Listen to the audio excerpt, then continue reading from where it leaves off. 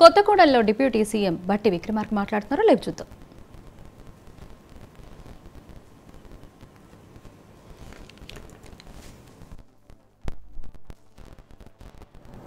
అలాగే భారతదేశంలో కూడా 2017 కల్లా గతంలో పెట్టినవి ఉంటే కూడా వాటిని కూడా తొలగించుకొని అప్డేట్ చేసుకోవాలని చెప్పి ఆనాటి యూపీఏ ప్రభుత్వం 2017 కల్లా చేస్తామని చెప్పి ప్రకటించినప్పటికి కూడా కొత్తగా పెట్టే దాంట్లో కూడా సబ్ క్రిటికల్ టెక్నాలజీ పెట్టి ఆ లక్ష్యాలకి లేకపోతే ఆ సూచనలకి అఘాతం కలిగించేటట్టుగా పెట్టినటువంటి ఈ సబ్ క్రిటికల్ టెక్నాలజీతో పెట్టిన భద్రాద్రి పవర్ ప్రాజెక్టు డెఫినెట్గా ఇది భారంగా మారిందని చెప్పడంలో నాకేం అభ్యంతరం లేదు.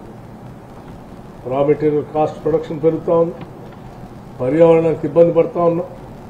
30 ఏళ్ళు ఈ బాధని భరించాల్సి ఉంటుంది. ఈ లైఫ్ 30 ఏళ్ళు అంటే ప్రతిరోజు, ప్రతి నెల, ప్రతి సంవత్సరం దీని మీద పడేటువంటి ఖర్చు అంతా కూడా రాష్ట్ర ప్రజలు మోయాల్సిన పరిస్థితి వస్తుంది. ఇటువంటి క్లిష్టమైనటువంటి పరిస్థితులను కూడా అధిగమించడం కోసం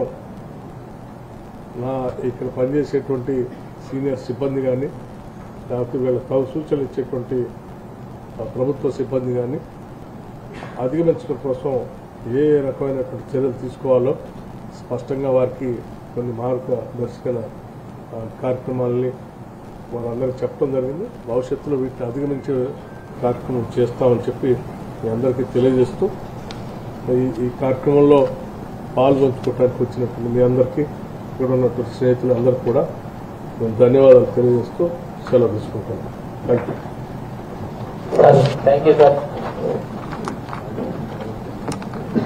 యూ.